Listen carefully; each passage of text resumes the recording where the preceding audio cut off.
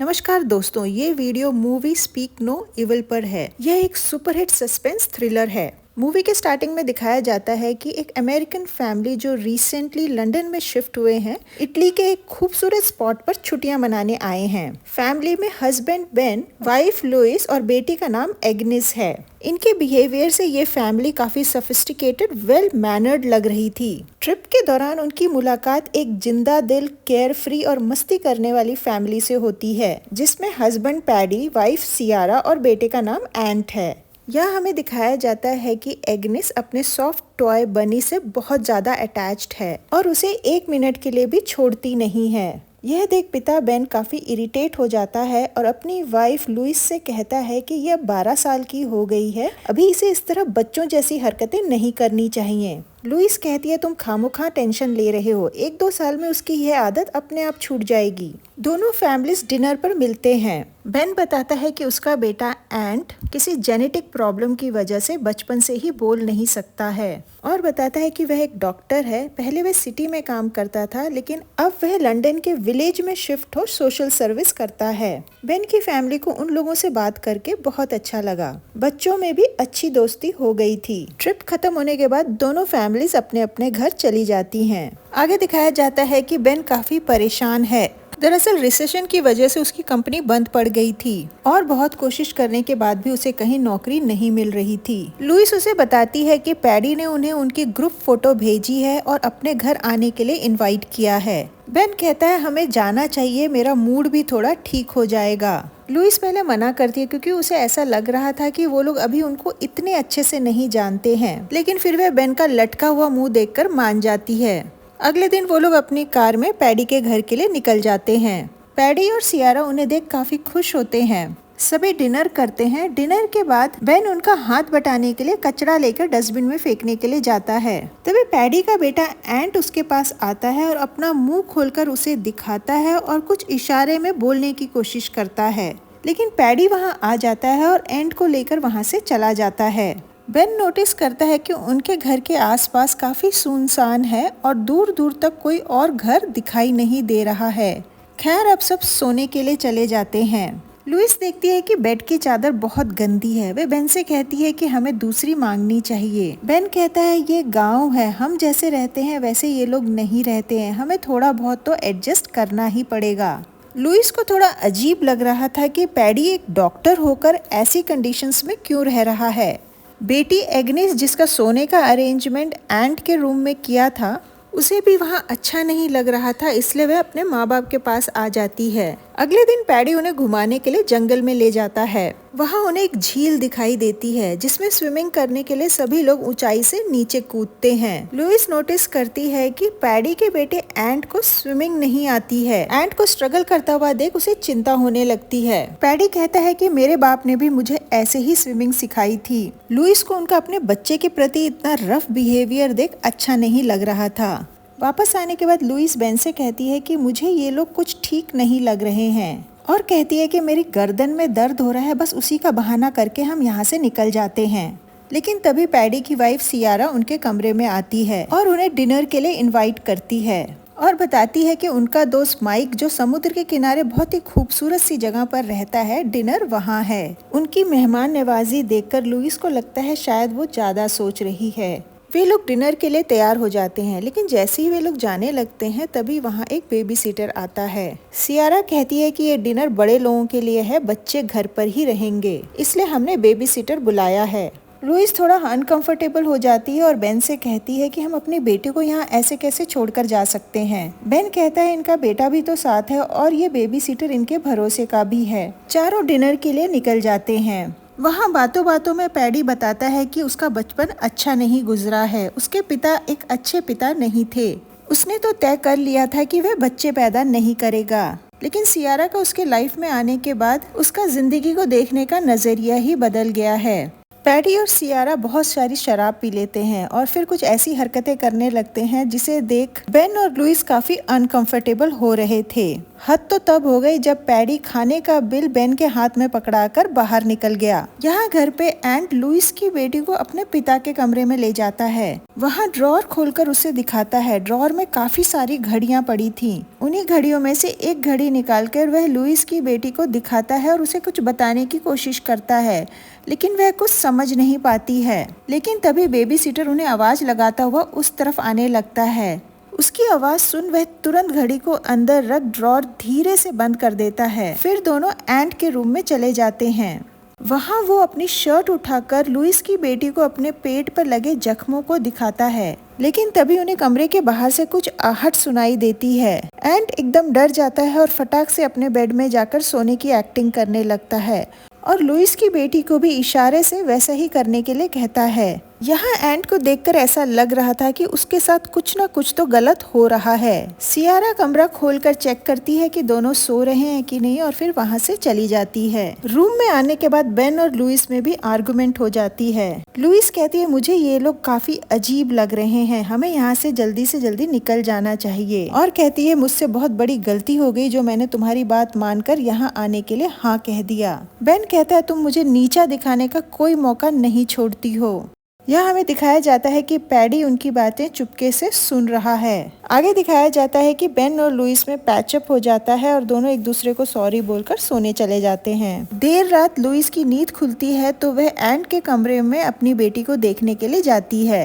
अपनी बेटी को बिस्तर पे ना पा वह बहुत घबरा जाती है और इधर उधर उसे ढूंढने लगती है। पैडी का कमरा थोड़ा सा खुला हुआ था, इसलिए वह खोल के अंदर झांक कर देखती है। वहाँ पैडी और सियारा अधनंगे पड़े हुए थे और उसकी बेटी सियारा के बाजू में सो रही थी। यह देख उसका खून खौल जाता है। वह तुरंत अपनी बेटी को वहाँ से उठाकर अपने कमरे में ले जाती है और बेन को सारी बात बता कहती है कि अब मैं यहाँ 1 मिनट भी नहीं रह सकती। बेन भी उसकी बात मान जाता है और वो लोग अपना सारा सामान समेटकर उन लोगों को बिना बताए अपनी कार में वहाँ से निकल जाते हैं। अभी वो थोड़ी दूर ही गए थे तभी उनकी बेटी एग्निस कहती कि उसे अपना सॉफ्ट टॉय बनी दिख नहीं रहा है। वो लोग सामान में ढूंढते हैं पर उन्हें बनी नहीं मिलता है। बेन कहता है मैं घर जाने के बाद तुम्हें नया बनी लाकर दे दूंगा। इस पर एग्निस रोने लगती है और कहती है वो लोग मेरे बनी का वही हाल करेंगे जो वो एंट का करते हैं। उसकी जिद के सामने मजबूर हो वो लोग वापस पैडी के घर में जाते हैं। बेन उन दोनों को कार में ही रुकने के लिए कहता है और खुद चुपचाप बनी लाने के लिए घर में चला जाता है। जब बेन काफी देर तक नहीं आता तो लुइस भी अंदर आ जाती है। वह देखती है कि पैडी और सियारा उठ गए हैं। पैडी कहता है हमसे ऐसी क्या गलती हो गई थी जो तुम हमें बिना बताए यहाँ से जा रहे थे। बेन गोलमोल आंसर करने लगता है, लेकिन तभी लुइस कहती है सच बात यह है कि हमें बिल्कुल अच्छा नहीं लगा कि तुमने हमारी बेटी को अपने बेडरूम में सुलाया। सियारा कहती है मेरी भी एक बेटी थी जिसकी मौत जन्म के बाद 3 महीने में हो गई थी। रात में जब मैंने एग्निस को मामा पुकारते हुए सुना और तुम सो रही थी इसलिए मैं उसे अपने कमरे में ले आई, और कहती है मुझे माफ कर दो अगर मेरी वजह से तुम लोगों को बुरा लगा हो। यह सुन लुइस को बुरा लगता है और वो कुछ दिन और वहाँ रुकने के लिए तैयार हो जाते हैं। आगे दिखाया जाता है कि दोनों बच्चे ड्राइंग कर रहे हैं। एंट अपने माँ बाप से नजर बचाकर एक छोटा सा नोट एग्निस को देता है। उसमें उसने टूटी फूटी इंग्लिश में कुछ लिखा हुआ था। एग्निस कुछ समझ नहीं पाती है। तभी सियारा को कुछ डाउट होता है और वह बच्चों के पास आने लगती है। उसे देख एंट झट से वो नोट खींच लेता है और उसे खा जाता है। एग्निस अपनी माँ लुइस को ये सब बताती है। लुइस कहती है हो सकता है वह कुछ बोल नहीं सकता इसलिए वह तुम्हें कुछ लिखकर दिखा रहा था। एग्निस कहती है नहीं माँ मुझे ऐसे लगता है उसके साथ कुछ गलत हो रहा है। आगे दिखाया जाता है कि दोनों फैमिली गार्डन में बैठ टाइम पास कर रहे हैं। तभी एग्निस और एंट उनके सामने अपनी डांस परफॉर्मेंस दिखाने लगते हैं जो उन्होंने थोड़ी देर पहले सीखी थी। एंट एग्निस जितना अच्छा डांस नहीं कर रहा था। यह देख पैडी एंट को जोर जोर से डांटने लगता है और उससे कहने लगता है तू किसी काम का नहीं है, तुझे कुछ भी नहीं आता, तू कोई भी काम ठीक से नहीं कर सकता है। यह देख लुइस और बेन को बहुत बुरा लगता है। वे पैडी से कहते हैं ये एक छोटा बच्चा है, इसे तुम इस तरह से क्यों डांट रहे हो। लेकिन पैडी वहीं नहीं रुकता, जोर जोर से चिल्लाकर एंट से कहता है अपने रूम में जाओ। यह देख एग्निस भी सहम जाती है। लुइस बेन को साइड में बुलाती है और कहती है कि अब मैं इनको और नहीं झेल सकती, हम इसी वक्त यहाँ से निकल जाते हैं। बेन कहता है मैंने थोड़ी ज्यादा पी ली है, गाड़ी चलाने में मुश्किल होगी, इसलिए थोड़ी सी मैं कॉफी पी लेता हूँ, फिर हम सब यहाँ से निकलते हैं। आगे दिखाया जाता है क्योंकि पैडी ने भी ज्यादा पी रखी थी, वह सोने चला जाता है। सियारा लुइस से कहती है कि तुम पैडी के उठने के बाद उससे मिलकर ही जाना, अगर तुम लोग उससे बिना मिले ही चले गए तो वह मुझ पर और एंट पर अपना गुस्सा निकालेगा। आगे दिखाया जाता है कि पैडी को सोता हुआ देख एंट उसकी चाबियां निकाल लेता है और बाहर आ एग्निस के साथ बॉल के साथ खेलने लगता है। वह सियारा की नजर बचा बॉल को एक शेड के पास फेंक देता है और फिर बॉल लेने के बहाने वहां जाता है और एग्निस को भी अपनी तरफ बुलाता है। शेड का ताला खोल दोनों अंदर चले जाते हैं। फ्लोर पर और एक खुफिया दरवाजा था, दोनों उसे खोल बेसमेंट में चले जाते हैं। एग्निस देखती है कि वहाँ बहुत सारे सूटकेसेस हैं, बहुत सारे मोबाइल फोन पड़े हुए हैं, छोटे बच्चों के बैग्स हैं, चप्पल है, जूते हैं। एंट उसे एक फोटो एल्बम लाकर दिखाता है जिसमें पैडी और उसके वाइफ की अलग अलग फैमिलीज के साथ फोटो थी और हर तस्वीर में पैडी और उसके वाइफ के साथ अलग ही बच्चा था। उन्हीं तस्वीरों में से एक तस्वीर में एंट भी था, लेकिन इनके साथ नहीं, अपनी असली फैमिली के साथ, क्योंकि पैडी और उसकी वाइफ उसके असली माँ बाप नहीं थे। और उस तस्वीर में एंट की जुबान भी दिख रही थी। उसके पिता ने वही घड़ी पहन रखी थी जो एंट ने एग्निस को पैडी के ड्रॉअर में दिखाई थी। एंट एग्निस को इशारा करके बताता है कि इन लोगों ने उसकी जुबान काट दी है। यह सब देख एग्निस समझ जाती है कि उसकी फैमिली बहुत बड़ी मुसीबत में फंस गई है।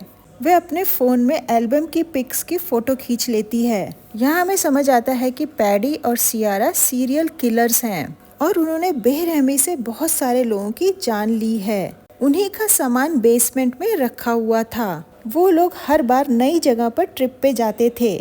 वहाँ वो अमीर फैमिलीज को टारगेट करते थे जिनका एक ही बच्चा हो, उनसे दोस्ती बढ़ाते थे, फिर उन्हें अपने घर में आने की दावत देते थे और जब ये फैमिली उनके घर आती थी तो वे उनका सारा सामान और पैसा लूट लेते थे और उन्हें मार देते थे। उनके बच्चे की जुबान काट देते थे ताकि वह किसी से कुछ बोल ना सके और उसे लेकर अगले ट्रिप में जाते थे। बच्चा साथ होने की वजह से लोग उन पर विश्वास कर लेते थे और घुल मिल जाते थे। जब दूसरी फैमिली फंस जाती थी तब पहली फैमिली के बच्चे को वे मार देते थे और फिर दूसरी फैमिली के बच्चे की जुबान काट उसे आगे की ट्रिप में अपना बच्चा बनाकर ले जाते थे।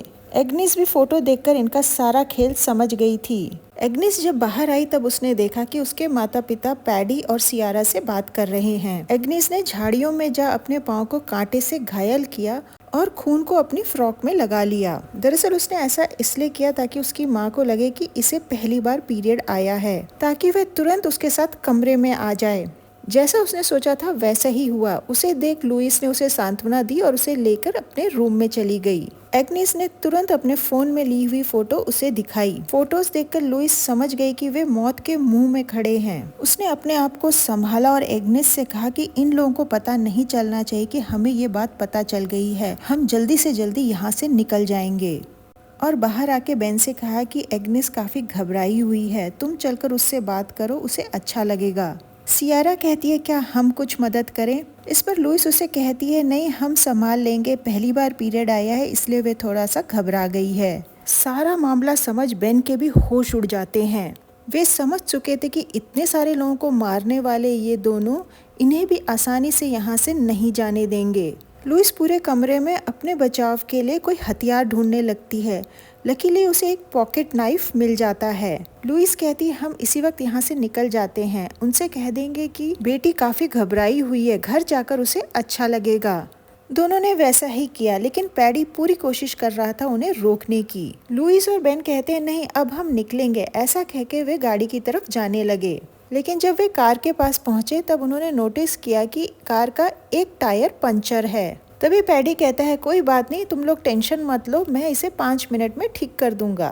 वे अंदर से सामान ला पंचर ठीक कर देता है। बेन एंट से गेट खोलने के लिए कहता है। दरअसल इनका प्लान था कि जब एंट गेट खोलने जाएगा तो हम फास्ट गाड़ी वहां लेके जाएंगे और एंट को भी अपनी गाड़ी में फटाफट बिठा लेंगे और यहाँ से निकल जाएंगे। एंट जैसे ही जाने लगता है पैडी उसे रोक लेता है और अपनी जेब से रिमोट निकाल गेट को रिमोट से खोल देता है। यह देख एग्निस एंट के लिए थोड़ा चिंतित होने लगती है। बेन दबी आवाज में कहता है सब लोग स्माइल करते रहो ताकि इन्हें पता न चले कि हमें इन पर शक हो गया है। एक बार हम यहाँ से बाहर निकल गए तब हम पुलिस के साथ वापस आकर एंट को बचा लेंगे। जैसे ही वो लोग वहाँ से निकलने लगते हैं, पैडी एंट को घर के पास वाले तालाब में फेंक देता है। एंट को तैरना नहीं आता था, इसलिए वह डूबने लगता है।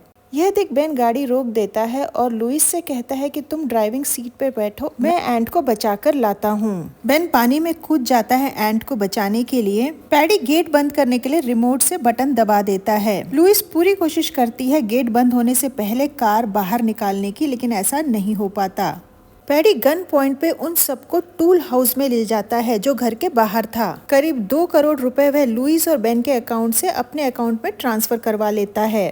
फिर वह बेहोशी का इंजेक्शन लगाने के लिए एग्निस के पास जाने लगता है। लुइस चाकू से उसके मुंह पर वार कर देती है, वह एक तरफ गिर जाता है। इंजेक्शन जाकर एग्निस के पास गिर जाता है। एग्निस उसे अपने पास छुपाकर रख लेती है। लुइस सियारा के हाथ से बंदूक छीन उन लोगों पर तान देती है और फिर चारों कमरे से बाहर निकल जाते हैं। सियारा और पैडी को उसी कमरे में लॉक कर देते हैं। जैसे ही चारों कार में बैठकर वहां से निकलने लगते हैं, तभी सामने से माइक, जिसके घर में ये लोग खाना खाने गए थे, उन पर गोलियां चलाने लगता है। चारों बचते बचाते घर के अंदर घुस जाते हैं और सारे खिड़की दरवाजे बंद कर लेते हैं। लुइस और बेन बच्चों को एक कबर्ड में बंद कर उन्हें वहां इंतजार करने के लिए कहते हैं और वो दोनों घर में वो चीजें ढूंढने लगते हैं जिससे वे अपना बचाव कर सकें। उन्हें एसिड की बोतल और हथौड़ा मिलता है। माइक टूल हाउस का दरवाजा खोलकर सियारा और पैडी को बाहर निकालता है। तीनों किसी न किसी तरीके से घर के अंदर घुस जाते हैं। इन तीनों के पास बंदूक थी। पैडी और लुइस के पास सिर्फ एक हथौड़ी और टॉयलेट क्लीनर था।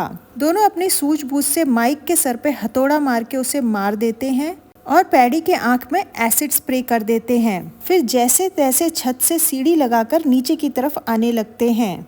तभी सियारा वहां बंदूक लेकर आ जाती है, लेकिन उसे भी लुइस धक्का मारकर नीचे गिरा देती है। नीचे गिरते ही उसकी मौत हो जाती है। जैसे ही वे सब कार की तरफ जाने लगते हैं, तभी वहां पैडी आ जाता है और एग्निस को पकड़ के उसके सर पर बंदूक तान देता है। लुइस उससे हाथ जोड़कर विनती करने लगती है, तुम्हें जो कुछ करना है हमारे साथ कर लो, पर हमारी बच्ची को छोड़ दो।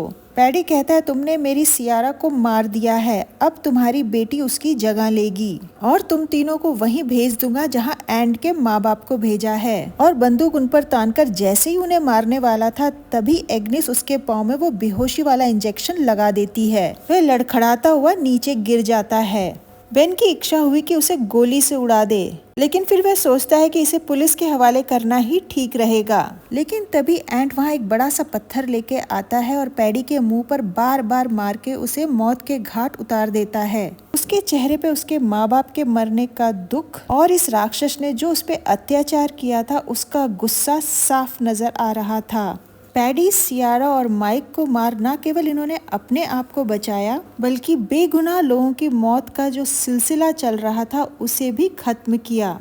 इसके साथ ही ये मूवी खत्म हो जाती है। इस मूवी से हमें एक बहुत बड़ी सीख मिलती है कि हमें किसी पर भी आंख मूंद कर भरोसा नहीं करना चाहिए, क्योंकि ऐसा करना घातक हो सकता है, जैसा इस मूवी में दिखाया गया है। उम्मीद है आप लोगों को ये मूवी पसंद आई होगी। प्लीज चैनल को सब्सक्राइब करें और वीडियो को लाइक और शेयर करें। Thanks for watching.